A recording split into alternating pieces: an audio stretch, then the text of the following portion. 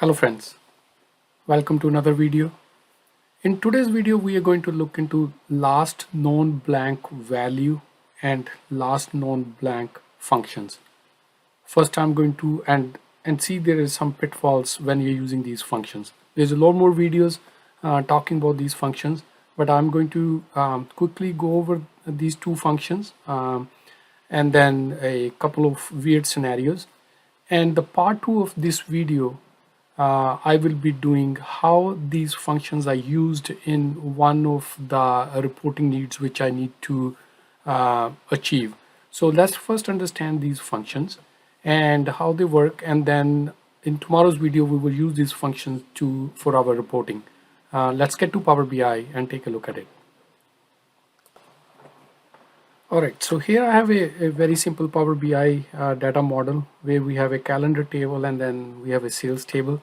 So here what I'm seeing is the sales by date, and so I also used show items with no data so that we can see all the dates, and the last sales is in our model is on 26th of November 2020, which is this amount. And now let's say if we have a use case where we want to get the last date for each product sales, or maybe the last value of the sales value for each product, or by month, or whatever the use case is. So that's where the last non-blank value and the last non-blank functions come in the picture. Let's develop a measures and look into these functions.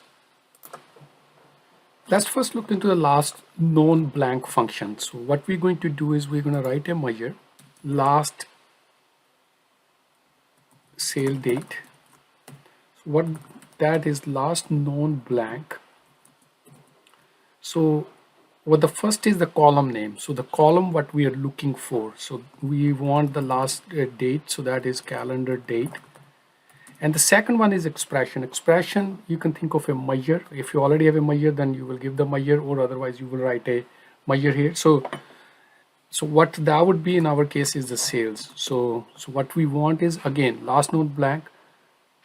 Look at the measure, what we're using here, sales, and then find out when the last known blank date is in calendar date. So this is what we're going to return, this column, when we're using last known blank function. And if we use this in our KPI here, so what we expected to see here is 26th of November 2020. That's what the last known blank sale is.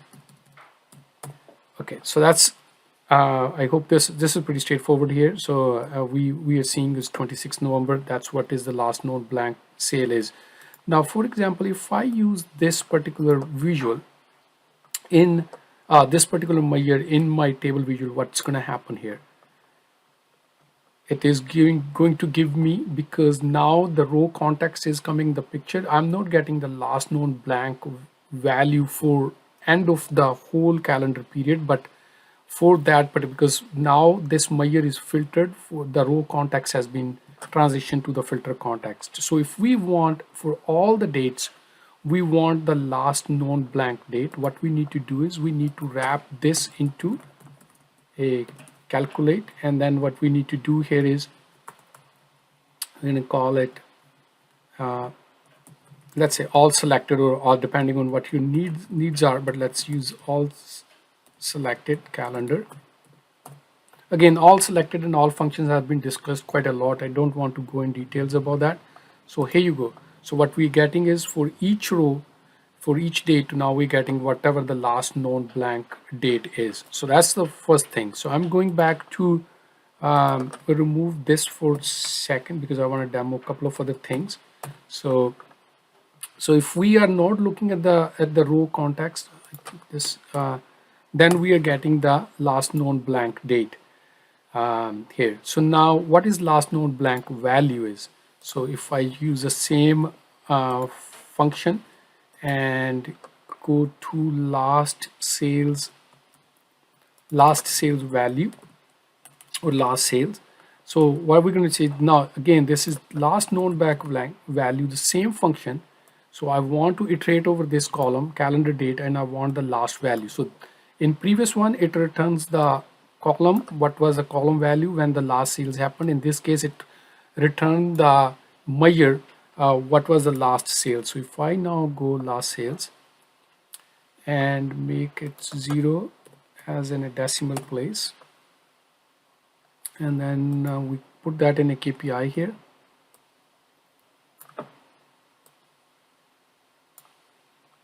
So 94,000. So again, if we go scroll down, since I'm showing all the period, maybe in this visual now I don't need to say show items with no data. I just want to demo that. And if I go here, so again, the most recent sale is 93,641. This is what this measure is giving us. So if I go data label and change it to none, so we got 93,641. So this is working perfectly fine and doing what we expect. So these functions are really, really useful. Again, similarly, like last known blank, we also have a first known blank and first known blank value. So that will give the first value. So I'm not going to go into those functions, but here I want to. All right, so let's look at these two functions in the context of the product and in the context of the month. So let's do one thing. So what we want is month. So the same function, what we're trying to solve here is like on each month, when was the last sale and how much it was. So then we can use last sale, these two functions. So last sales date. So now I've used the month on my my columns and sorry, on rows, and then last sale. So what if we sorted by month, and sorry, go backwards and then look at November 20th. So when our last sale is in November was, this is by date on 26th, so that is 93,000. So that's what we are getting. So in October, so our last sale was of 31st of October. So if we scroll down on the October, that is 31st of October and 1058. So now in each month we know what the last sale was happened in that month and how much it was.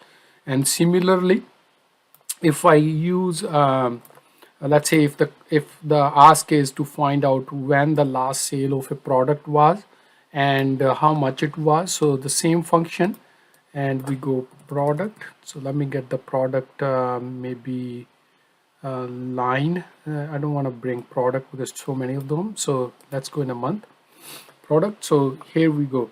So what we have here is we have a different product. So Amazing Bricks last sale is on 26th of November and 135. So to test this, if I click on Amazing Bricks here, so this is now, this table is filtered for Amazing Bricks, and now we can see the last sales for Amazing Bricks is on 26th of November and 135 dollar. So if I go, let's say pick this one, Stone Dutch. So there's only one sale, so that's the last one, which is on 18th of August, and this is the amount. So this function is basically very, very powerful when you have a scenario like this where you need, you can also use the top end functions and other ways to do that as well, but these ones are much easier to work with, and then work in the context of the product or the month. So we are getting the last date. But there is one catch in this, and let me show you guys in an example here. So that's what I really wanted to show in this particular video. So let's put, instead of the sales by date, let's put the sales by month. So we have a month here. Let's remove everything. Oh, sorry. So we have a month on rows. And then I bring the sales measure, which is just our sum sales, and let's sort it by descending. So the most recent month is on the top. So what we have is that November is the last sale, which is $2 million, right? So that's what it is. So if I go and create two more measures in my sales table, let's call it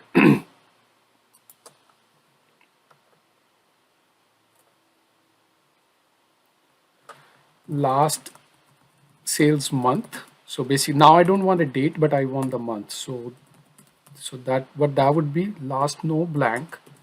Of course, now our column will be month, which is this one, month, a year, and then I want the last sales. So now in this particular case, as we seen in the previous example, our last month sale is November 2020, and this is the amount. So I expect this to give me November 2020. So let's let's use this particular KPI and put this new measure in here. Last sales month. So instead of date, let's use that. And here is the problem. We see like September 2020, whereas there is a sales after September in October and November. Now the question is why we are seeing September 2020. Before we do that, let's also get the last month's sales amount as well. So that would be last sales for the month. So that will be last known blank value. So because now we want the sales, and then again it will be calendar. So we want it over calendar, so month, and we want the amount. So that's a sales. So it will return the sales in this case. In previous case it returned the column. In this case it will return the value. So now again we saw this, the last sales month is giving us the wrong value. It is giving us September 2020, whereas we expected November 2020. But in the last sale, let's see if that worked fine. So if I put that in here, and let's increase, let's make it to 0 so that we don't have such a huge number here. And so here you go. So now if we look at this, these both are wrong, and so it's giving September 2020 and whatever the reason, but it is also giving the last sales for the September. In itself they are correct, but otherwise we expect it to be November. Now why that is happening, why we are not getting a November 2020 and sales of $2 million compared to 2.6 million of September 2020. The reason behind that is, again, what is happening is the month is now sorted by alphabetically in when it is calculating this.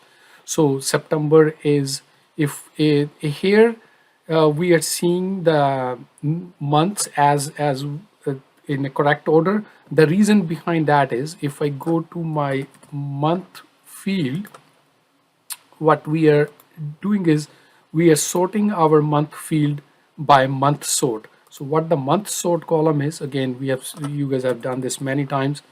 If I bring the month sort in here, yeah. So our month column is sorted by month sort, which is 2020 year-11. So that's why it's showing up in the correct order. But when we used in the last sale date, last sales month, where that measure is, last sales month.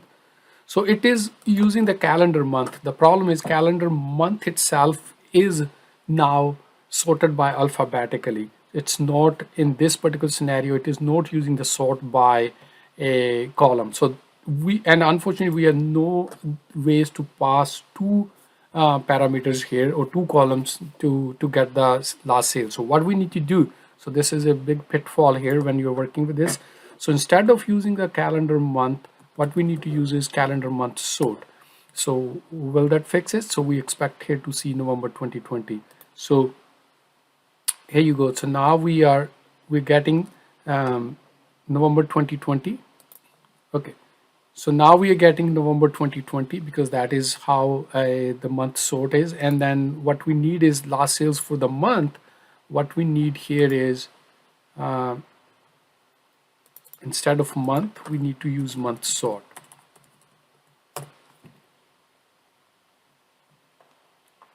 Perfect. So now we are getting $2 million. So this is correct, $2 million. That is of the November sales. And so we have to be very, very careful when we're using last known blank value, because this sorting of this column is not what the sort by column is being used on this one. It's still automatically alphabetically sorted this one.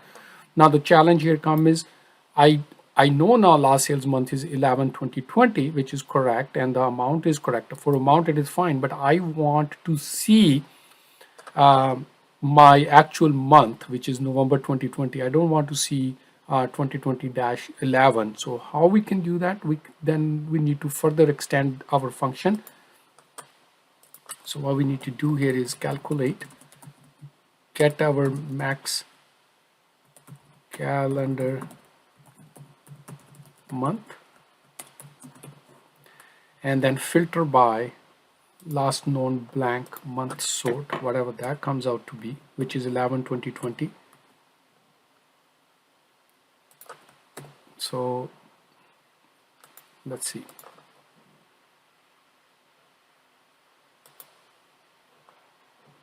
Here you go. So now we have a November 2020 as our last sales month. So last known blank value, we use the month sort, and then we filtered our calendar table on that particular value, and we get the November 2020 as a value because that's what we want to display. And for the amount, it is fine because amount is coming up with the last sales amount for the most recent sale or the last sale. Again, this is something, these functions I use it not that often, but I think as I'm learning more, and I will be using these functions quite a lot. But I came across this challenge when I was doing a solution for one of my report, and turned out to be I was not getting the correct value for my last sales month. And now we know why that is happening, and what column we need to use when we want the last non-blank value or last non-blank, or the first non-blank value and the first non-blank. More or less they are the same function, one return the first and one return the last. And apart from this, in part 2 of this video, I will be also showing how I use this function to create a line chart where this function help me to join two lines together. We will talk about more about that particular solution in the next video. Until then, have a good day. Thanks for watching. Do subscribe my channel. Bye for now. Thank you very much.